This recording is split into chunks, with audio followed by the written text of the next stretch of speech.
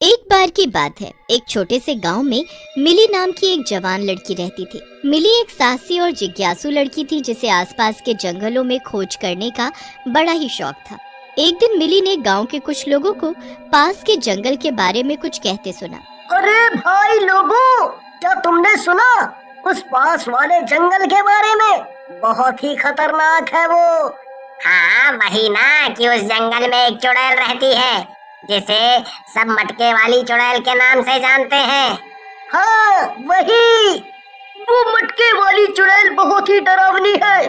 सुना है उसके पास एक बहुत बड़ा सा मटका है, जो भी उस जंगल के नजदीक से गुजरता है उसे वो पकड़कर अपने मटके में बंद कर लेती है।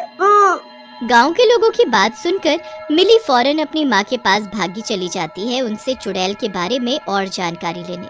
माँ को जरूर पता होगा उस चुड़ैल के बारे में, मुझे और जानना है उस मटके वाली चुड़ैल के बारे में। जाकर पूछती हूँ माँ से। घर पहुँचकर, माँ जल्दी आओ इधर और मुझे उस मटके वाली चुड़ैल जो जंगल में रहती है उसके बारे में कुछ बताओ, मुझे जानना है, जल्दी बताओ।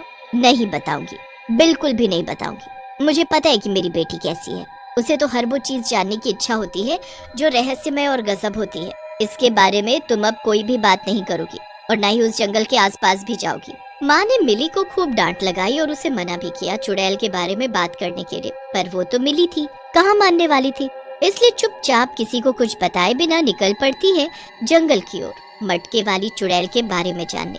मिली को जंगल जाने से बिल्कुल भी डर नहीं लगता, बल्कि वो तो बहुत खुश थी। आज तो मैं उस मटके वाली चुड़ैल से मिले बिना नहीं जाऊंगी, चाहे वो मुझे खाई क्यों ना जाए।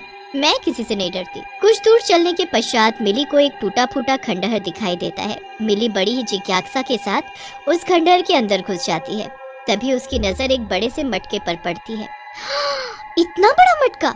मैंने इतना बड़ा मटका आज तक नहीं देखा। किसने रखा होगा यहाँ? और इस मटके के अंदर आखिर क्या होगा? मुझे देखना है आखिर इस मटके के अंदर क्या है। क्या पता इसमें कोई खजाना वजाना हो। जैसे ही मिली एक कदम आगे बढ़ाती है, तभी मिली को मटके के अंदर से लोगों के चीखने और चिल्लाने की आवाजें सुनाई देने लगती हैं। इस मटके के अंदर से तो इंसानों के चीखने की आवाज आ रही है। इसका मतलब इस मटके के अंदर वो चुड़ैल इंसानों को पकड़कर बंद करती है। मुझे इन सबको बचाना होगा और इस मटके से बाहर निकालना होगा। मिली जैसे ही मटके के नजदीक जाती है, तभी पीछे से चुड़ैल आ जाती है। रुक जा लड़की, इस मटके को हाथ लगाने की जरा भी कोशिश मत करना। मैं तुमसे नहीं डरती, क्योंकि मैं एक बहादुर और साहसी लड़की हूँ। तुम वही मटके वाली चुड़ैल हो ना जिसके डर से पूरा गांव थर-थर कांपता है। तुम उन मासूम लोगों को अपने इस मटके में क्यों बंद करती हो? इन्हें आजाद करो अभी के अभी। तुमसे मिलकर मुझे बहुत खुशी हुई, क्योंकि मैं इस मटके में उन्हीं लोगों को बंद करती हूँ जो ईमानदार, साहसी और साफ दिल के होते हैं। चुड़ैल की बात सुनते ही मिली कोने में रखा एक डंडा उठा लाती है और मटके को फोड़ने ही वाली होती है कि तभी चुड़ैल मिली का हाथ पकड़ लेती है और बड़े ही धीमी आवाज में मिली से बोलती है, मत फोड़ो इस मटके को। अगर तुमने इसे फोड़ दिया तो मुझे मिला हुआ श्राप कभी मुझ पर से नहीं उतरेगा। श्राप? कैसा श्राप? बताओ मुझे, तुम्हें श्राप कैसे मिला और किसने दिया तुम्हें श्राप? मुझे सब जानना है। मेरा नाम सुरभि है और ये कहानी सालों पहले की है। मैं भी तुम्हारी तरह एक साधारण लड़की हुआ करती थी। मैं बहुत शरारती थी। मेरे बाबा एक तपस्वी थे। तपस्वी होने के कारण उन्हें कई वरदान मिले हुए थे, क्योंकि वो हर समय सिर्फ अपने गुरु की तपस्या में ही लगे रहते थे। मेरे बाबा के पास बहुत सी शक्तियाँ थी। बाबा वो शक्तियाँ सिर्फ गरीबों के भले के लिए इस्तेमाल करते थे। एक दिन बाबा ने मुझे भी कुछ शक्तियाँ प्रदान की लोगों की भलाई के लिए, पर मैं बहुत शरारती थी, इसलिए मैंने उन शक्तियों को लोगों की भलाई के लिए नहीं, उन्हें सताने के लिए इस्तेमाल किया। मैंने एक बहुत बड़ा सा मिट्टी का मटका बनाया और सालों पहले की बात। सुनो सुनो सुनो, जल्दी सब लोग सुनो, देखो मुझे क्या मिला है। मुझे खजाने से भरा एक मटका मिला है। खजाने से भरा मटका? कहाँ है? कहाँ है मटका? मुझे भी दिखाओ वो खजाने से भरा मटका। वो रहा देखो, तुम्हें जितने गहने चाहिए उतने ले सकते हो उसमें से, पर ध्यान से, वो मटका बहुत बड़ा है, इसलिए रस्सी की सहायता से ही तुम उसके अंदर जा सकते हो। आसपास खड़े लोगों ने सुरभि की बातें तो सुनी, पर उसकी बातों पर किसी को कोई यकीन नहीं हुआ। उस भीड़ में बस एक रघु ही था जिसे सुरभि की बातों पर यकीन हुआ, इसलिए सिर्फ रघु ही रस्सी लेकर उस बड़े से मटके के पास पहुंच जाता है।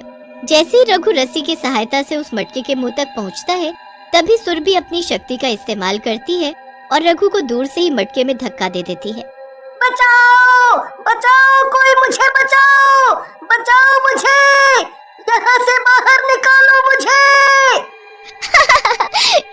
मजा आता है लोगों को परेशान करने में। लालची कहीं का रघु, खजाना नहीं अब तू मटके के अंदर खाली हवा खा।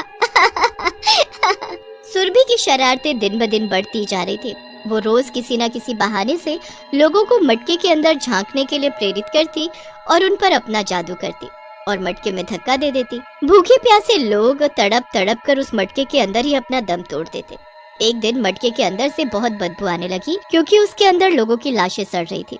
उसी दौरान सुरभि के बाबा को इसकी जानकारी हो गई। उन्होंने अपने मन की शक्ति से सब जान लिया जो सुरभि ने लोगों के साथ किया। सुरभि, ये तुमने क्या किया? तुमने मेरी दी हुई शक्तियों का दुरुपयोग किया। ये शक्तियाँ मैंने तुम्हें इसलिए दी थी कि जब मैं ना रहूं तो तुम मेरे जाने के बाद इन शक्तियों से लोगों की भलाई करोगी, ना कि उन पर इसका गलत उपयोग करोगी। इसीलिए मैं तुम्हारी इस गलती की तुम्हें अभी सजा दूंगा।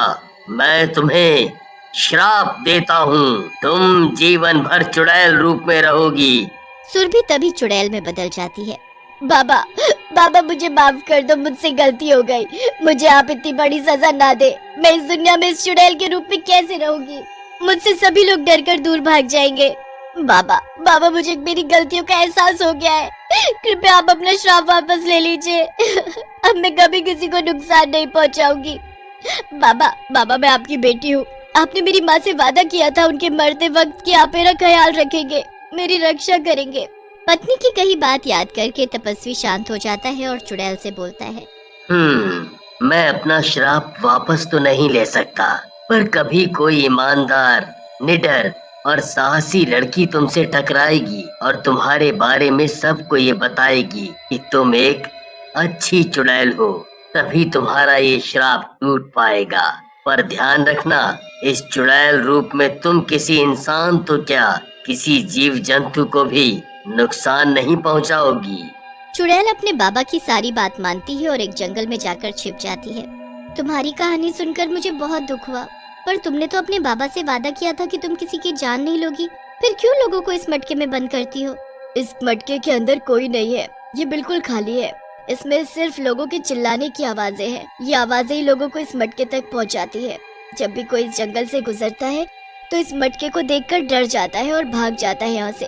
फिर वो लोग गांव में जाकर ये अफवाह फैला देते हैं कि जंगल में एक चुड़ैल है, मटके वाली चुड़ैल, जो लोगों को पकड़कर मटके में बंद कर देती है। हाँ, मैं तुम्हें जरूर इस श्राप से मुक्ति दिलाऊंगी। इसके लिए मुझे कुछ करना होगा। मिली को एक उपाय सूझता है। मिली जल्दी से जंगल से बाहर निकलकर सीधा घर पहुंचती है और गांव में जाकर बोलती है कि उसने गांव में एक मेले का आयोजन किया है। अगले दिन सुबह सुबह जब सभी लोग जाग जाते हैं और गांव के अंदर मेला देखते हैं तो बहुत खुश होते हैं और फौरन अपने परिवार के साथ उस मेले में पहुंचते हैं। मिली बिटिया ने इस गांव में मेले का आयोजन करके बहुत अच्छा किया। सालों बाद मेला देखने को मिलेगा अब। हमारे बच्चे कितने खुश हैं, देखो जरा। चलो हम सब भी चलते हैं मेले में और मेले का भरपूर आनंद उठाते हैं। पूरे गांव भर में मिली की खूब तारीफ होने लगी। हर किसी की जबान पर बस मिली का ही नाम था। अब रात होने को आई और मेले के बंद होने का समय आ गया। जब सभी लोग मिली की भरपूर तारीफ कर रहे होते हैं तभी मिली वहाँ आ जाती है और बोलती है, मैं इस तारीफ की हकदार नहीं हूँ, क्योंकि ये सब मैंने नहीं किया।